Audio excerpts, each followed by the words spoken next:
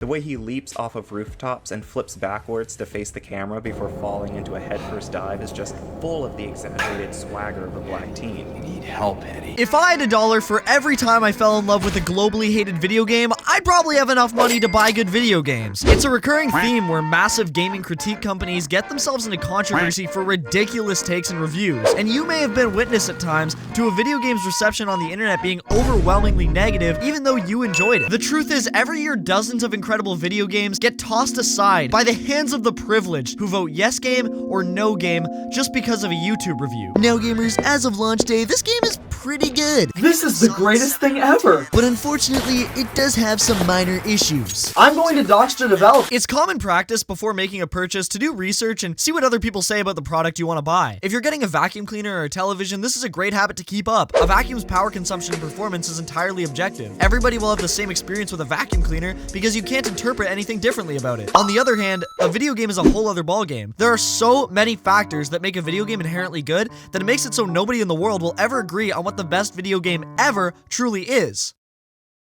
No matter how qualified they are, no matter how many games they play, you will always be the best judge for whatever you end up purchasing. So are these big dog game reviewers truly reliable? Well, to come to that conclusion, let's go over some of the most iconic moments in gaming journalism.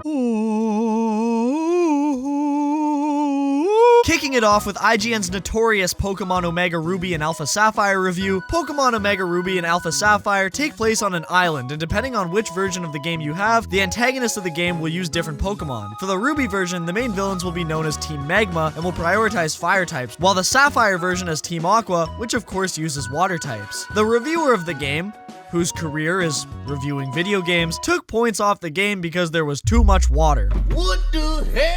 The main issue with the too much water critique was that Pokemon Omega Ruby and Alpha Sapphire were remakes of Pokemon Ruby and Sapphire. The main gimmick about those games that people loved and wanted to experience again, don't leave me, was that it took place on an island and there was a huge focus on water type and fire type Pokemon. So docking points from a game because it's faithful to the original version rubs some people the wrong way, especially longtime fans of the franchise. Another classic moment in gaming journalism was when Super Smash Bros. Ultimate added Joker from Persona 5 as DLC content, and along with them came songs from the original soundtrack. The song Wake Up, Get Out There is sung by a Japanese woman who doesn't speak in a traditional American accent, and because of that, some of her words can be misinterpreted. Instead of doing proper research, a writer at Kotaku made a whole article about how she uses the R word in the song, and in her defense, it does kind of sound like it.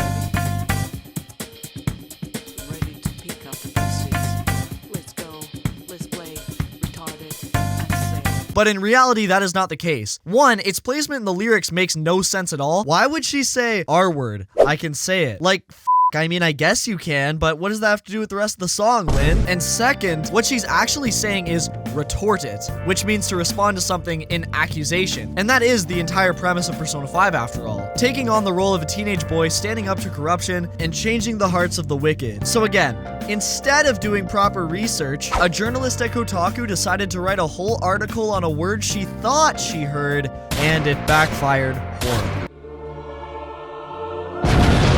The last classic tale of gaming journalism I'll recite is IGN's Alien Isolation review. Alien Isolation is a game where you're trying to navigate a space station while avoiding a serial murdering alien. The following statement is one of the criticisms that the IGN reviewer had for Alien Isolation. Fright dissolved into frustration as I got killed from behind for the umpteenth time, even as I was crouched motionless and out of sight in an air duct. And one of the great things about Alien Isolation is that the alien in question that's trying to kill you is actually intelligent and does everything in its power to seek you out. In most video games, the AI is about as intelligent as my left nut. Whoa. Oh, that's gotta be her. Let's find this kid already. Spread out. I got you. Oh, shit. She got another one. You keep searching. Where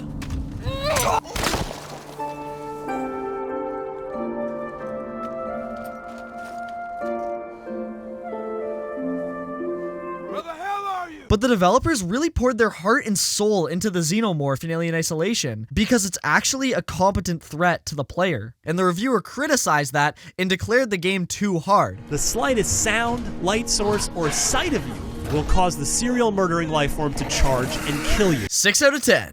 In all the cases I just mentioned, except for the Super Smash Bros. DLC article, the journalists criticized the games over personal issues with the product. Not bugs, not price, personal preference. No matter how qualified and how huge a company is, a human being is the person doing the review at the end of the day. Imagine a super realistic pirate game comes out. Blackbeard's Pirate Legends comes out for the Xbox Series X, PlayStation 5, and PC. It has historically accurate pirate ship mechanics, the seabed is identical to how it would look at that part of the ocean the game is set, and the story contains a ton of references to real-life events. IGN gets an early copy of the game, and they have to select one of their reviewers who can give it a thought-out review. The thing is, IGN doesn't have anybody that understands Scallywag history at a deep level, but they do have somebody who's seen all the Pirates of the Caribbean movies. So of course, they pick the most qualified person they have to do the review, and he doesn't care for the one-to-one recreation of the ocean floor. He thinks the pirate ship mechanics are stupid and clunky. He doesn't understand any of the historical references that the story talks about. Every core mechanic that the developers put their heart and soul into goes right over his head, and he gives it a 7 out of 10. However, the target audience that the game was made for absolutely loves it, and they praise it to high heaven. But because IGN gave it a 7 out of 10, a lot of gamers missed out on the title that would have loved it. Do you see what I'm saying? Alien Isolation on Steam's user reviews has a very positive rating, with 92% of people saying they liked the game, and only 8% claiming they didn't, which completely contradicts the rating that IGN gave it in 2014. The only reason it got a rating so low on IGN is because the person who played it wasn't the target audience. A similar thing happened with the open world zombie game Days Gone, which received a 6 out of 10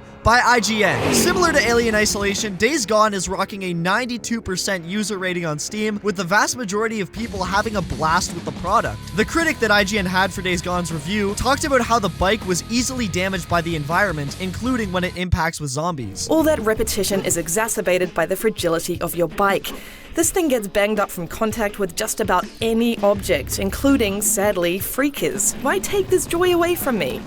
While I don't mind the sense of vulnerability, it becomes a drag when you simply want to get from A to B to complete a task without the fuss of uncompromising physics. Deacon's bike in Days Gone is one of the most important features in the game. Throughout the campaign, you're building up credits and collecting scrap to keep it in shape and upgrade it. If the bike wasn't damageable and never ran out of gas, the progression of Days Gone wouldn't be as significant. When you finally get that upgrade and your bike can drive longer and withstand more damage, it makes you feel like the work you put into developing your character paid off. I mean, seriously, this is game design 101. You can't just fault a game for having progression. In Red Dead Redemption 2, your horse controls better the more you bond with it. The player has to spend time with it, taking care of it. Eventually, after hours of getting to know your horse, it gets easier to ride it. This is good progression, and IGN wouldn't dock points for that. But Days Gone having a progression system with the bike, 6 out of 10. Days Gone isn't Grand Theft Auto 5. It takes itself super seriously. You're scavenging for materials to craft bandages and basic things you'll need for survival. It's a grounded open world zombie game with video gamey elements, and the slow paced nature of it is what makes the pacing so good and the high speed action moments so rewarding when they finally happen. The reviewer then followed up the statement by saying, And what kind of biker drives around super carefully anyway? Personally, I felt that the weakest moments in AMC's The Walking Dead was when the characters would run over zombies like they were completely weightless, or when the characters would have an infinite amount of ammo in a high-stress scene. The entire show, Rick and everybody else is preaching to the viewer how dangerous it is out there. But when the show throws all of that out the window for a few minutes of fun cinematic action, it's hard for me to immerse myself in the character's dread as much as I did before. Carl. I don't think that breaking away from realism is bad. I think it's a great thing. Django Unchained, for example, has a bunch of unrealistic gunfights that are super fun to watch. And it works because Django Unchained doesn't try to be a grounded, tense movie at the same time. It's very hard to accomplish being two things at once. And I think it's good that Days Gone doesn't stray too far off its foundational style. I don't think that this reviewer was incompetent. I don't think they were wrong about anything that they said. I just think that they clearly weren't the target audience. And how could they be? IGN doesn't have an infinite number of gamers to choose from, and it's evident that the people who Days Gone was meant for loved it. But because IGN, the main source people go to before buying a game, said it was a 6 out of 10, tons of people who would have loved the game, like the 92% of people who bought it on Steam did, missed out on an experience they probably would have enjoyed. I know I did. When I saw Days Gone revealed at E3, I was super excited. Hey baby, come here. I'm gonna hug you. But when it came out on the PlayStation 4, I held off because IGN made a bunch of claims about the game that I believe now to be complete misinformation. I'm happy Days Gone in recent years has begun reaching the audience it should have when it first released, because it's a really fun open world game. Yeah, it has its flaws. I think that Days Gone can be repetitive after a while, and the cutscenes are super stiff, but the combat, bike riding, and storytelling carries the entire experience, so it's easy to overlook that stuff when you absorb yourself in the world. And as a little bonus, the PC port is really well optimized, and $20 if you get it on sale. With a Ryzen 5 3600, 16 gigabytes of RAM, and an RTX 2070, I maintained 60 frames per second the entire game without using upscaling on the Ultra Graphics preset. And all my fellow PC gamers know that that is rare these days. So it's pretty common knowledge that the review format these huge video game journalists used is known to be flawed. But there's another community that I think should be discussed, and most importantly, should not be taken seriously when it comes to their video game critiques. Streamers. Don't listen to streamers. Have you heard of a little indie game called Red Dead Redemption 2? Well, I haven't. It's my favorite game of all time. It's one of those games that doesn't do much wrong. The protagonist is not the traditional brute man that we play as in most open world adventure games, and he has a lot of intellectual depth. But what makes him enticing as a character is that he's so unintentionally humble because he hates himself. No wonder they all leave you. You sour-faced idiot. He's convinced he's an idiot. He thinks he's ugly, and it naturally draws us to him because we, the player, see him for who he is. A killer, a thief, but also a loyal artist with a guilty conscience. Bryan Cranston has spoken about manipulating the audience's emotion in film, and it applies to video games as well, where if we see a character on screen holding back tears, the audience is more inclined to cry, but if we see a character on screen crying, we won't be as emotionally affected by it. And it's the same with Arthur. Arthur isn't a good guy, but he's certainly not an idiot, and it's the fact that he doesn't see that makes him beautiful. Moving on to another aspect of Red Dead Redemption 2, the world is huge and cared about by the developers, feeling at times more like a simulation opposed to an environment meant for the player to interact with. Richard Matthews. Oh, no, not me, sir. That's the greenhorn over there. Oh, and there he goes. So long, long shark. Damn it! Hey! And supporting everything else is the soundtrack, from acoustic ambience to heartbreaking melodies, summarizing and elevating our feelings throughout the game. Now, I'm not gonna say any names, but a lot of huge Twitch streamers have publicly expressed their distaste for Red Dead Redemption 2. There's a certain Red Dead Redemption 2 review on YouTube, and I'm not gonna say names, but this unnamed streamer's criticism was that Red Dead 2 was immersive to a fault. The primary example he gives is that when Arthur goes to loot a can of beans, it takes a super long time to do so. If we go into the game and loot some beans, it takes about a second. Sure, other games have it so looting is instant, but I think that works for whatever the game is trying to accomplish. He said it himself in his review. Red Dead insists on its immersion, but that's because it's what the target audience wants, and the audience that Red Dead caters to is the people that want to bask in the little things, which streamers a lot of the time can't do. When you're live, there's constant pressure to keep the entertainment fresh for your viewers. That's why Twitch is dominated by competitive games, because those are fast-paced and easy to latch onto. But games like The Witcher 3, Red Dead, and I don't know, Astroneer aren't watched as much on the website because they're slower paced and designed to be enjoyed and not just completed. F this shit.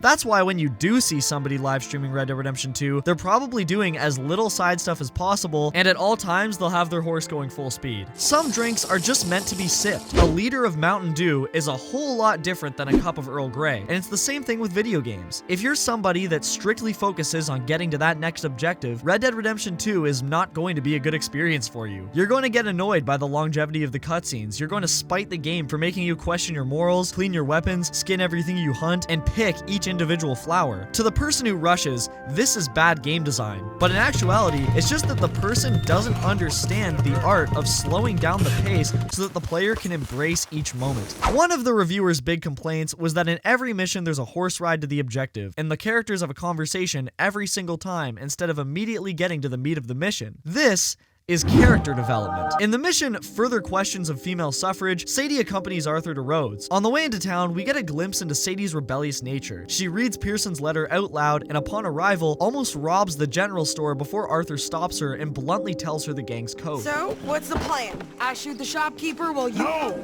You insane? I thought we was outlaws. Outlaws, not idiots.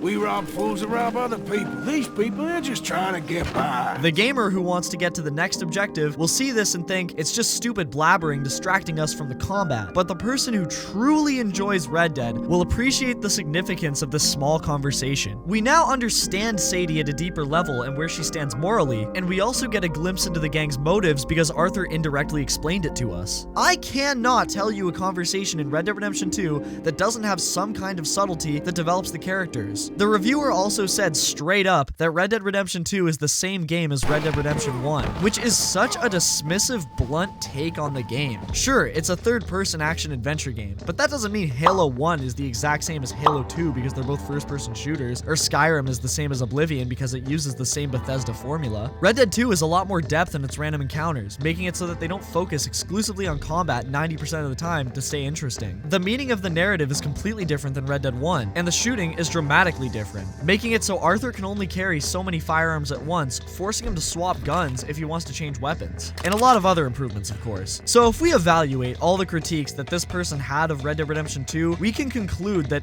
they not only don't understand the appeal, but also rush through the game as fast as possible to push a review out. Now you guys may be thinking, Justin, how do you know that this person rushed through the game? You're not them! Because their review was uploaded 5 days after launch. And that's why I think Moist Critical's take on Red Dead Redemption 2 is flawed. The thing about streamers and video games is that there's only a limited amount of games they can play, because if they stick with a game like Red Dead Redemption 2 and actually sit back to enjoy it, the people watching will leave and do something more stimulating. That's why whenever you see streamers give criticism on a game, it's almost always how to make it more streamable, and not, you know, slow-paced and boring. Flashback to when Dr. Disrespect said the only way Halo could succeed is if it added Battle Royale. We need Spartan 117, Master Chief. No, you need a Battle Royale. That's what you need.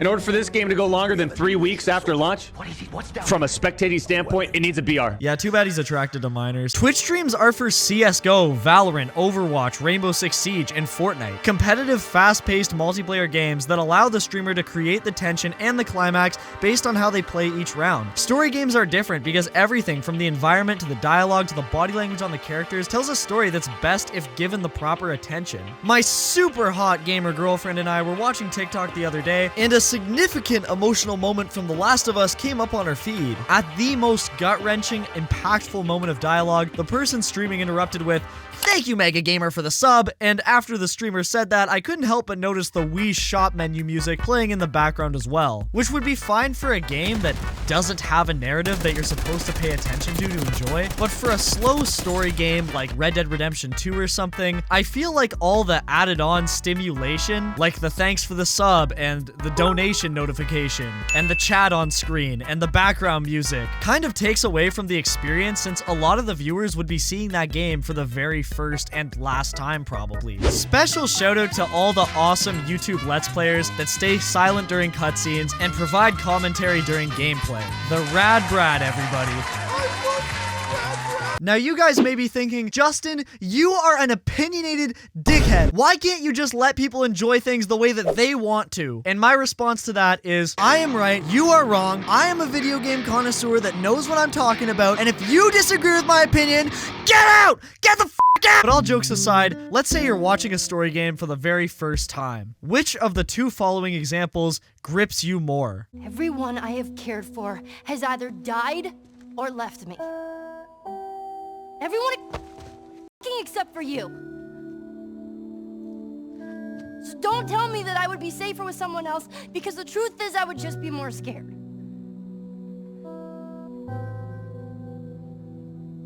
You're right. You're not my daughter. And I sure as hell ain't your dad. Damn, this is kind of emotional though. Has either died or left me. Oh, you heard that, chat. That was the $100 donation to get the sounding rod in. All right, let's just get this over with. Don't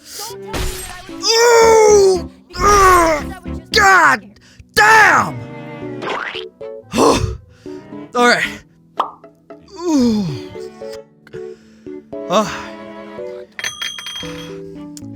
Holy shit. Alright, $200, I'll put that in my butt. Something that I really like about the Game Ranks Before You Buy series is that in each video, they go over the main game mechanics from a non-biased perspective. They tell it as it is, but they don't talk about certain features as if they're objectively the worst thing ever, which lets the person watching decide for themselves if they want the game or not. If there's a YouTuber you really like and they say, well, some people might like the slow-paced nature, but some won't, a lot more people will be willing to give the thing in question a try, opposed to if the YouTuber had said, well, its slow-paced nature is boring. No question about it. I have a confession. I don't like Baldur's Gate 3. I really should have seen that one coming. Baldur's Gate 3 was Game of the Year 2023, and it is one of the best games ever made. It was made by a passionate team of D&D-loving developers over the course of 6 years. The player freedom that the RPG offers is one of a kind, and no matter how many different choices you make along the journey, the game stays fresh, and you can tell that it was made by gamers for gamers. It won numerous 10 out of 10 ratings with an overwhelmingly positive reception on Steam. Nice. And I didn't like it. I couldn't really tell you why, but I would recommend it to anybody looking to try it out. It's a great game. I don't have to like it to see that. And I wish that streamers, reviewers, and people in general could normalize the idea that just because something isn't for you doesn't mean that it's bad. And the consequence of one big name on the internet saying something is bad is actually pretty strong because social media is the ultimate echo chamber. In 2020, if you openly stated that you enjoyed the Cyberpunk story despite the bugs, you'd get bombarded with, "No! Cyberpunk's bad! Cyberpunk's story is ass!" The narrative that Cyberpunk provided was subpar compared to that of The Witcher 3. The goal that CD Projekt Red... No matter what you said, the chances are not that many people would agree with you because the internet rule at the time was Cyberpunk was bad. Then all of a sudden, the anime came out, and Cyberpunk's public reception completely 180'd. I always loved Cyberpunk 2077. The story was incredible, and I really sympathized with V. Rebecca's my favorite character. Would anybody like to roleplay on the Discord? I'd say the equivalent of the Cyberpunk 2077 situation applies perfectly to The Last of Us Part 2 as well. The Last of Us Part 2 was an extremely experimental sequel to the critically acclaimed first game because it challenged us. It did a character that we grew to love so dirty by killing him off, but did it in a way that mirrored his actions in the first game. It showed us the cruel world of The Last of Us in an unromanticized light. Joel dying is sad, it's painful, and that's exactly what the writers intended. Ellie's journey of trying to take revenge on Abby for killing Joel ruins her, and hate takes such a strong grip on her life that she loses everybody she loves just to accomplish what she felt was right for Joel. Her frustration with him before his passing was justified, but because he was killed off so suddenly, it made her realize she spent the last few years of his life with him not showing him any of the love that he showed her. The way Ellie sits in The Last of Us 2 is stiff, stressful, intense, but at the very end, after she lets Abby go, she stares at the ocean, relaxed and at peace. There is so much symbolism in this game, and the story executes itself almost perfectly, but it's impossible to talk about this game on the internet, and I don't think it ever will be possible to talk about this game on the internet. I've seen enormous walls of text talking about just how deep the writing is just to be downvoted to shit and shut down with, well, it's woke, and why does Abby have muscle? Hey guys, alter ego editing Justin here. I thought it would be important to delve into some Last of Us 2 discussions right now just to immerse you in what it's like to talk about this game on the internet and to get a general idea of the kind of people that really hate this game. Is there any symbolism with the Rat King? I think the Rat King symbolizes Joel. Why? Abby sees Joel as the monster from the hospital. The hospital segment with Abby is a nightmare version of the hospital in part 1. Abby never properly fought Joel, so the fight symbolizes Abby facing her fears. So I think that the Rat King is Joel from Abby's nightmares. This was my TED Talk.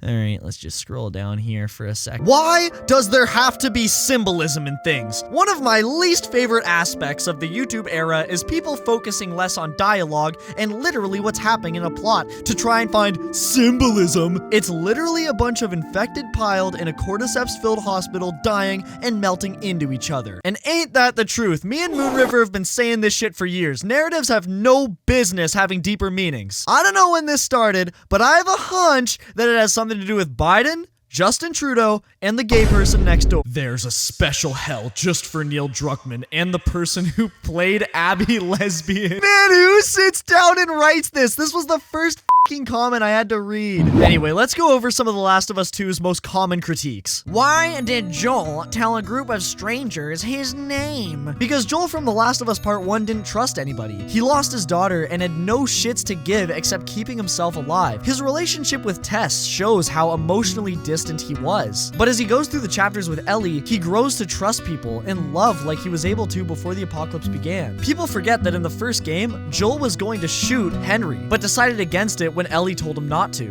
By Joel's standards, this was a poor judgment call because they left him for dead once, and they could have done it again. But The Last of Us doesn't follow a guy who doesn't change. It follows a broken man who restores himself piece by piece, until eventually, fast forward to part 2, he learns to trust people again, which unfortunately gets him killed. This is not bad writing, it's basic character development. Why does Abby have big arms? She looks stupid. Video games are not real life, and even the most realistic games stretch fiction to accomplish a greater goal. Sadie Adler from Red Dead 2 is a traumatized gunslinging badass who can take on unrealistically large groups of O'Driscolls no problem because she's fucking Sadie Adler. Nobody cares about how unrealistic this is because it progresses the story forward, and she's a really cool part of the main cast. Mario is a short, chubby man with a mustache. James Sunderland is an average height skinny guy. Roadhog is a comically overweight champion from Overwatch. Something about all these characters is that they have different body types. Having dramatic differences in body proportion is what makes fiction so interesting, because it's separate from reality. Abby is a trained soldier with a gym in her house. Sure, she wouldn't be as jacked as she is in the game if she was a real person, but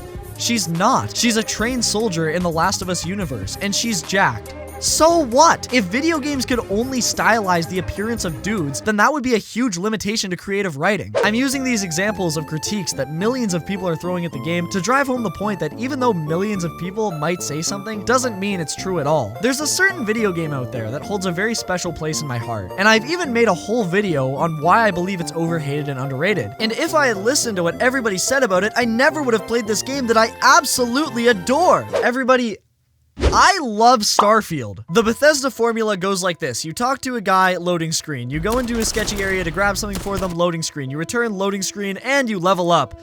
And I wouldn't want it any other way. As somebody that loves Skyrim, Oblivion, and Fallout 4, Starfield feels like a game that was made for me. The bad reviews will tell you that the characters feel juvenile, but the followers that have quests that reveal more of their backstory and evolve the longer you spend time with them makes me believe otherwise. It's nowhere near as deep as Baldur's Gate 3, Red Dead Redemption 2, The Last of Us, or God of War, but for what it is, an open world adventure game where you make your own path, I think it works really well. I can understand the repetitive go here and do that formula getting tiring for some people, but in my experience, I found that the quests were much more open-ended than Skyrim's, and especially if you're playing as a character that you really resonate with in your playthrough, it makes the game all the more enjoyable. I've replayed Starfield probably 4 times, and I've also found a community that loves Starfield as much as I do, and while I understand how other people feel about the game, I have a better understanding on whether you want to purchase the game forever or not. Long live Steam, everybody. But I'm interested. Are there any games out there that you feel have a bad reputation that you personally enjoy? Or are there any games out there that are glazed to death that you feel are completely overrated? As always, thank you so much for taking time out of your day to watch this video, and make sure to have a good one.